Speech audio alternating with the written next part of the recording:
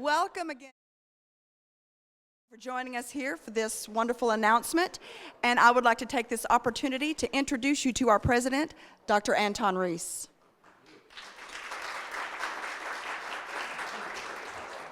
Good morning, everyone. Definitely bring you greetings on behalf of the incredible family here at West Kentucky Community Technical College. This is indeed, in many ways, a historic and a great occasion. We want to thank all of you for taking the time to be present with us today. As always, I'd like to acknowledge our chairman, Larry Kelly, who's in the back of the room. Larry, I think I saw our mayor and Commissioner Wilson here present, and the other members from the PJC Foundation. If you're here, if you can just wave, and or the Board of Trustees. So definitely thank you, and certainly our community partners here today. Gosh, about 2 years ago, I was approached by Dr. Heflin and Dean Hopper about an exciting idea. And since that mark 2 years ago, Carrie's been excited every day. And she's been asking me the same question, Dr. Rhys, are you going to be excited? I was cautiously along the way because of, the complexities of bringing these things together. So on the front end of this historic day, I absolutely want to recognize Dean Hopper really as the catalyst in concert with Dean Bradley to make this really significant occasion occur, and you'll be hearing more from them in moments. This is a very important partnership in many ways, if you will, then when we think through from the perspective of our higher ed partners. So we've had a long-standing important partnership with the University of Kentucky, certainly through the engineering partnership, Murray State University, several memorandums of agreements, certainly opportunities for that seamless pathway for post-secondary education, and now this opportunity to partner with the University of Louisville. So we have 3 higher ed partners connected with the college. That within itself is very, very significant, and we are very, very grateful again for that opportunity. Let me, by way of introduction, start first with Dean Bradley. Dean Bradley joined the University of Louisville as the Dean of School of Dentistry in August 2016. Before coming to the University of Louisville, Dr. Bradley was Chair and Professor of Developmental Sciences at Marquette University School of Dentistry in Milwaukee, Wisconsin. And he also served as the Associate Dean for Research and Graduate Studies. He previously served as the Program Director of the Advanced Education Program in Orthodontics at Marquette. He is a diplomat, if you will, of the American Board of Orthodontics. Dr. Bradley has also had an orthodontic practice during his time in Wisconsin. Dr. Bradley has published extensively and produced more than 50 publications, including book chapters, journal publications, and presentations. Dr. Bradley received his dental degree in Cork, Ireland. Shay Nolan loves that. His orthodontic specialty training at Ohio State University, and a doctorate in dentistry at the University of Bern, Switzerland. He will be tag teaming a presentation here in moments with our own Dean Carrie Hopper, who has been the Dean of the Allied Health Program at West Kentucky since July 2017. She's also been the program coordinator of our dental assisting program since 2015. A member of the American Dental Assisting Association and the American Dental Education Association, she oversaw the completion of WKCTC's Dental Assisting Accreditation site in October 2019. And listen carefully, we received no recommendations from the Commission on Dental Accreditation, unheard of.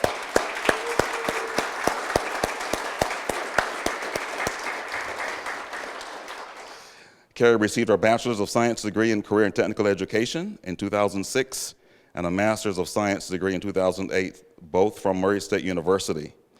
I would also mention that she earned her dental degree right here from West Kentucky and was involved in private practice with Dr. John Colgan, an orthodontist located in Paducah. With that, I will yield the microphone. Please give a warm welcome both to our deans, Bradley and Hopper, as they unveil this occasion.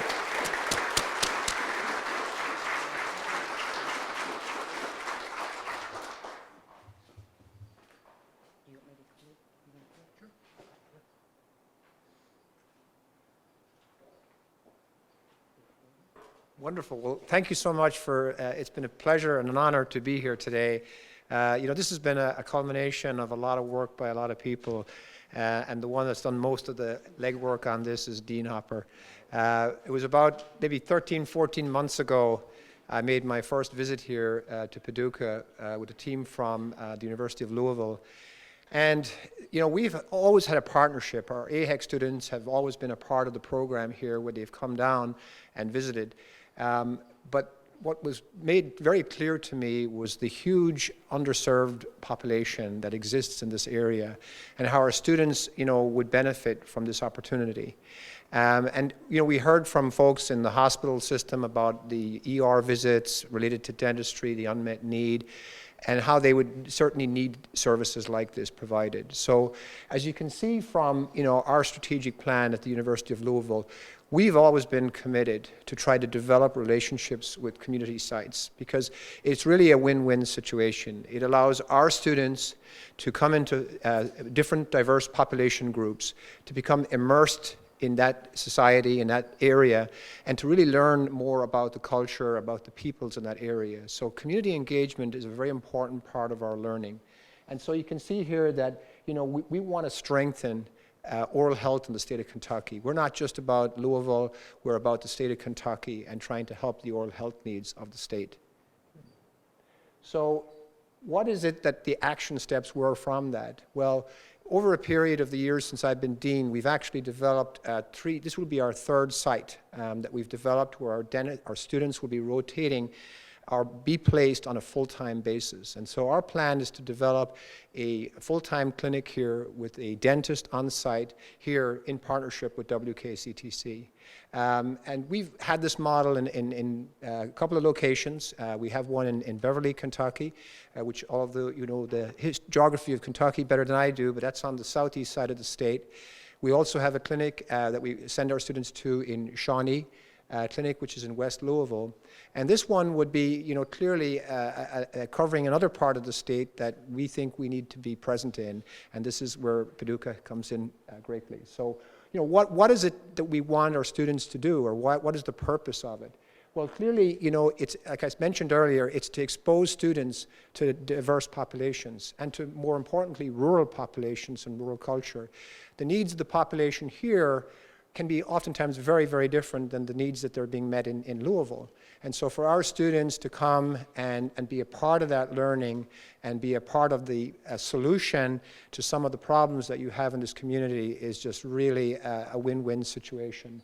Our students love these type of programs. We send them out in their D3 year, what we call our AHEC program, and they get to go into practice type settings, and they learn so much, and they love being a part of that, because in dental schools, we tend to be a little slower, and they have a lot of more steps to have to go through.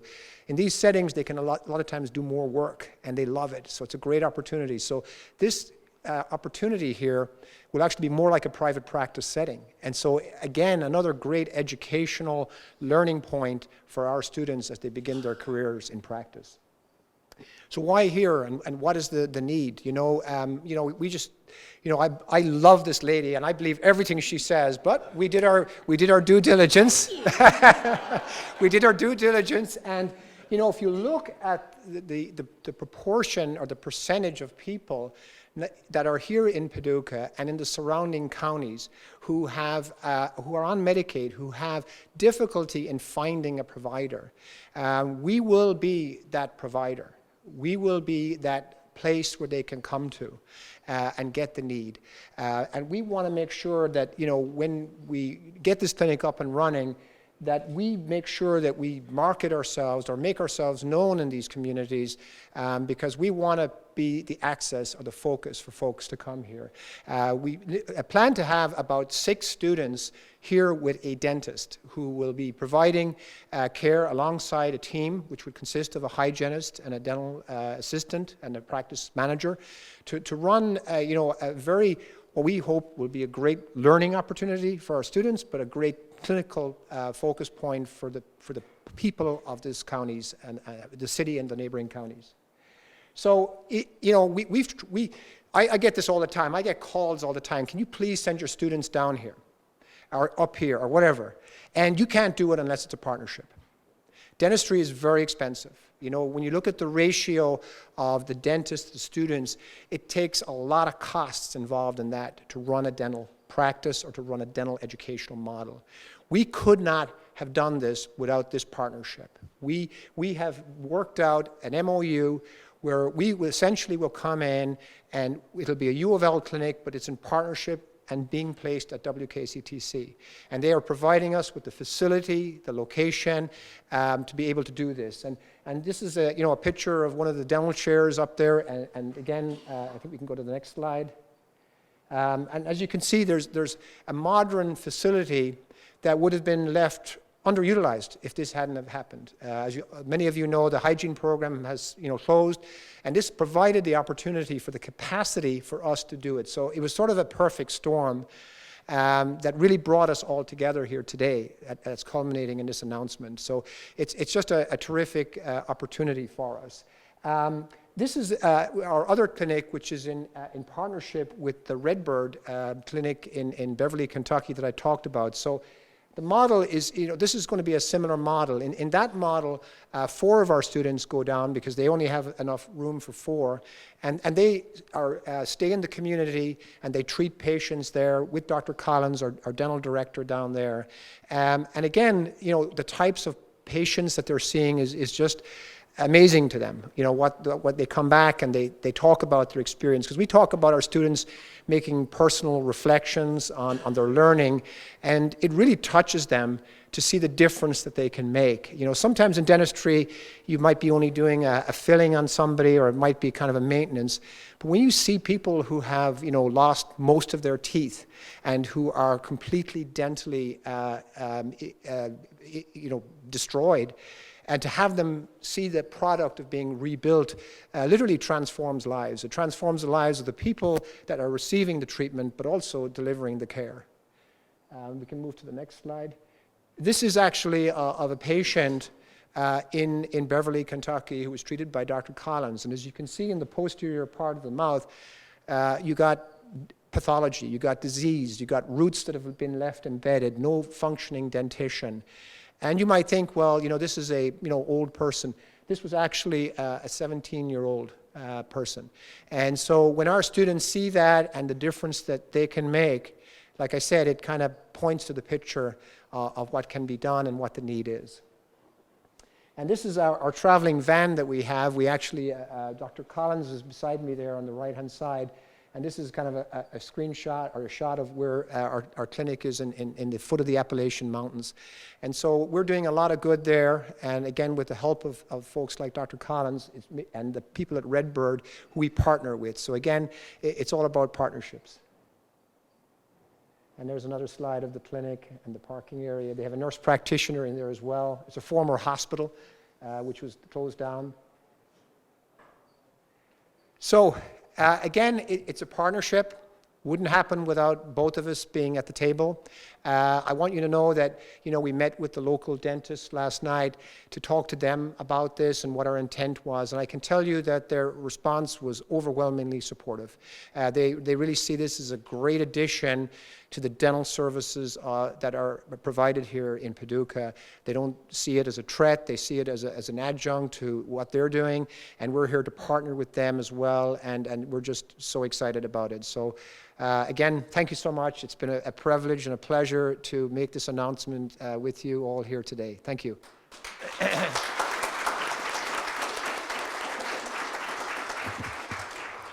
Just really quickly, you can tell that Dean Bradley and I have had an opportunity to work a lot together, and he has been 100% committed to this. We've hit some bumps in the road, but we kept going, and here we are today. And it's been an amazing opportunity. And in 2017, the area hospitals reached out to me and identified the need of some type of dental services. And from that point on, I have been working with Dean Bradley and others to try to make this work. And so it is kind of a surreal moment today. So we're really excited about that. Dr. Rhys, do we want to open up for any questions? Sure. So were there any questions? Dean Bradley. Sir. Wonderful, wonderful service. It has been long, long needed. Thank you, Doctor. Thank Just curious of one thing. I mean, you've bitten off a huge amount of work already, but I just wonder about your clinic in Beverly, in Appalachia, and opioids and the dental problems that they see. Is there, I know this is saying you've bitten off one huge problem already. Is there a way, that some referral can be made when these patients are seen in dental clinics somewhere else? I mean, there's a lot of it around, as we all know. Just curious, just to see if the wheel, not to reinvent the wheel, but see if someone else is doing this kind of thing. As regards how this clinic would tackle those same issues here? Yeah. Yeah, one of the things that we've learned in Redbird, of course, is that they've actually partnered with drug rehab clinics there to actually bring folks there, because those people are, sometimes sequestered in recovery, and the fact is they need to be made dentally fit. A lot of them are dental. So actually Redbird is a great example of where they've actually become a site of a dental home for these areas. And as you pointed out, the opioid epidemic is so severe right now across Kentucky and across the United States. Dr. Collins reckons that probably 1 in every 2 or 3 patients that they see is either an opioid addict or a recovering opioid addict. And so it's decimated communities, particularly in the Appalachian areas. So our students have been exposed to that. I mean, people forget sometimes too that in Louisville, a third, probably about 40% of our patients are either diabetic or pre-diabetic. So we deal with a lot of sick people and a lot of people with difficulties. So to answer your point, I think we will be the site, hopefully, of where people can send to us. The folks we met last night, there were many specialists in that room, because a dental clinic needs support, right? We need the specialist referral sites as well. They've said that they will do everything they can to help us. And so if we get into situations with patients where, they're beyond the scope of what would be comfortable with a dentist, they've said that they'd be willing to help. And so that's, again, going back to the partnership that we need for this to happen, because it takes a village to make this happen, and we certainly have been overwhelmed by the response that we've received to that. Thank you. Yeah. And just so you kind of know, I guess, to kind of the time frame here, I mean, the critical thing is we need to identify a provider. We don't have a provider right here in a box to throw out, and we're going to be advertising aggressively to look for somebody who's going to live in this community. It's going to be a dentist, a U of L employee, a faculty member who will be calibrated by our faculty at the University of Louisville, but will be housed here. And so they will be based here. We expect our students to live here. We expect them to be embedded into the community. We will have them doing community outreach activities, oral health literacy, oral health education. We're all trying to treat disease. We need to prevent disease. And so part of a dental education will be to them to spread the message. How do we educate populations to better practices on linking oral health to systemic health? Would these patients pay privately? With Medicaid, they would be covered under Medicaid. Now, there are only certain services that are covered under Medicaid, and so we talk about extractions or routine fillings. That's kind of what Medicaid will cover. So when it comes to like crowns or dentures, they don't cover that. So that's where the patient would have to pay if it came into that. But we're providing a fee structure that's similar to our dental school. And so if you look at the benchmark of fees where dental school fees are in relation to private practice, we're at about 50 to 60% of what the going commercial rate is out there. So, we've got to make our cost. We have to have a sustainable clinic. And so it's not a free dental clinic, but it's certainly an affordable clinic. And for Medicaid population, it's a great resource for them to get out of pain, get pathology dealt with, and hopefully get them on the road to dental health. How do you make these services available to the community so they understand that they're available? I think we'll have to do a lot of advertising. As soon as we have the dentist in place, we plan to certainly make ourselves well known. We will take out ads in papers. We'll do everything we can to make sure it's successful, because we don't want the students to be here until we have the practice grown to the level. So we kind of envision that the dentist would be hired first, get on site, actually start to see patients here, and to the point where we know we can kind of fill a schedule for students, then the students will start to rotate down. It'll take a while for that. It may be, all going well, we're going to post an ad and we'll hire as soon as we find somebody. But, I would envision that it may well be, January 2021 before the students are actually on the ground. But we hope if we can hire somebody, the clinic will be up and running in the summer. I mean, we really hope that we're going to push this as fast as we can. And Dean Bradley and I have had conversations. We want to reach out to our nonprofit directors and work with them. As we previously mentioned, we had a dental hygiene clinic, and we have a database with over 1,500 patients that we have access to as well. How often do these students rotate? That's a great question. Our model currently that we have in Redbird is that they actually, every dental student rotates to it over the course of their 2-year training. And so that means they really only go for 1 week down there. The model we're looking at here actually might be very different.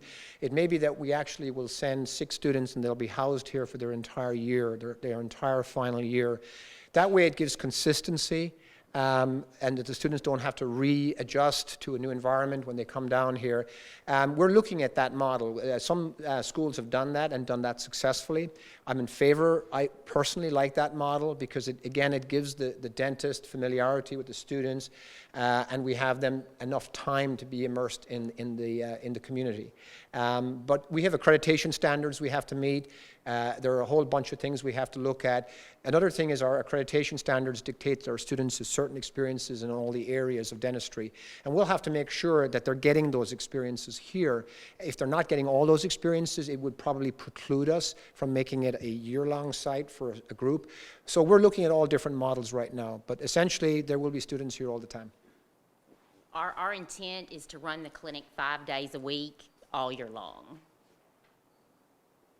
Yes? What's your projected opening date? I'm sorry.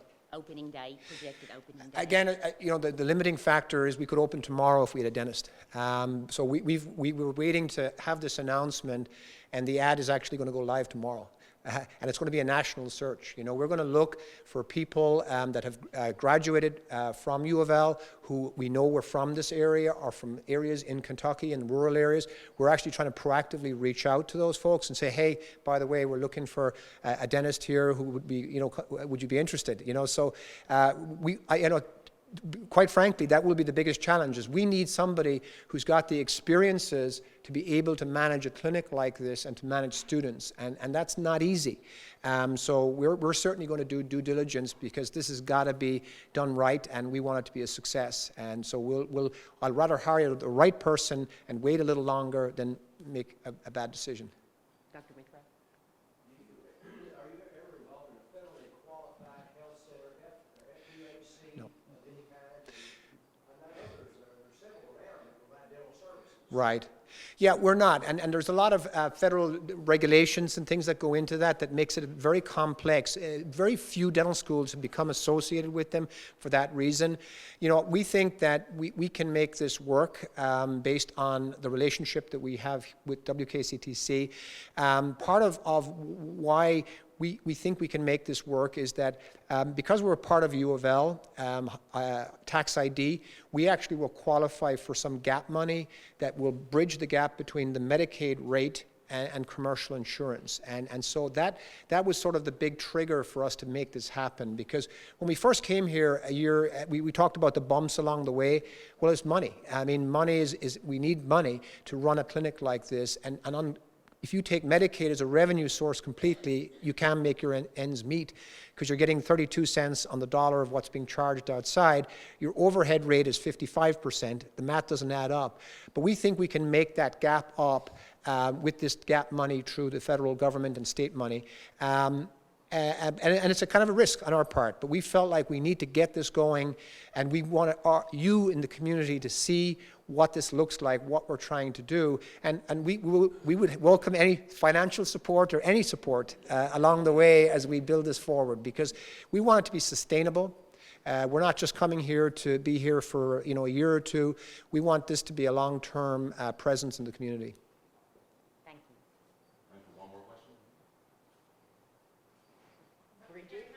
Not a question, but just a comment for all of you in the room. So U of L has given that job posting for the dentist to us at West Kentucky. So we're going to be posting it on our website. So if you all know people locally or have contacts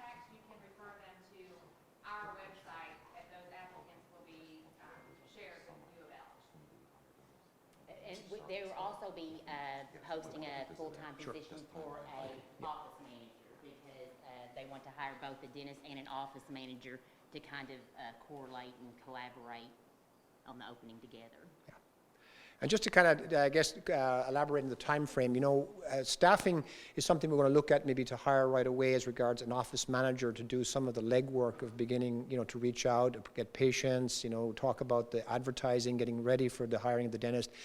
But, you know, if we hire the dentist, you know, our plan would be that the clinic would open in the summer and provide, you know, care directly right there and then. And with the students then coming, like I said, later on in either the late fall or early January. We also have students that are part of our ongoing AHEC, our rotations that go to other sites. We may even be able to get them down in the fall before we even begin the kind of formal rotation of students down here. So again, you know, the presence will be determined by the hiring of that dentist. That's the only limiting factor right now.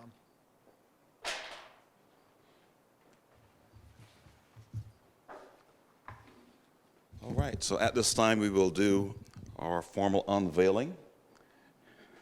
Get your cameras ready. This is big, this is huge. As Bernie was, this is huge.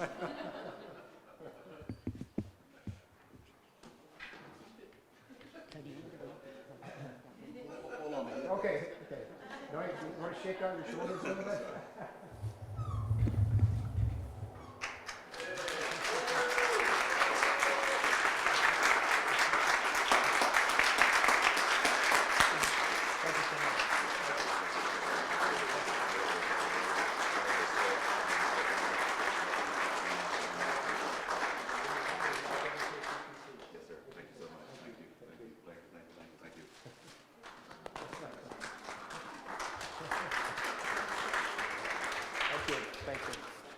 As we conclude this historic day, let me read verbatim an email from my colleague, the president of U of L, Dr. Ben Deputy, who indicated this by way of the press release on this day.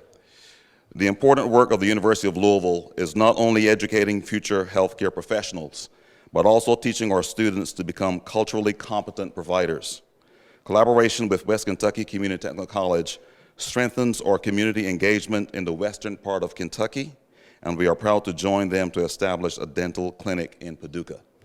So definitely appreciative, and please send forth our appreciation for that move.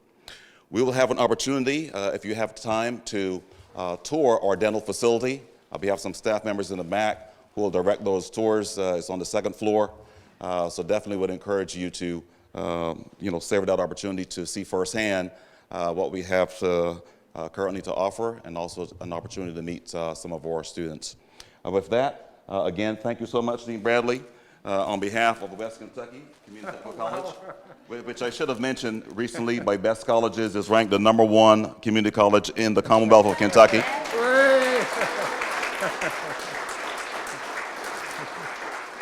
Four-time Aspen top 10 finalist. And next week, we'll be heading to San Antonio to compete for the Bellwether, another four-time top 10 special. Thank you. Thank you so much, sir. Thank you so much. Yes, Thank indeed. you very much. I appreciate that. Appreciate it. Thank you so much. Thank you all so much. And if I can, could I have the mayor or chairman or board members, Commissioner Wilson, to do a photo op with us? We'd definitely appreciate that.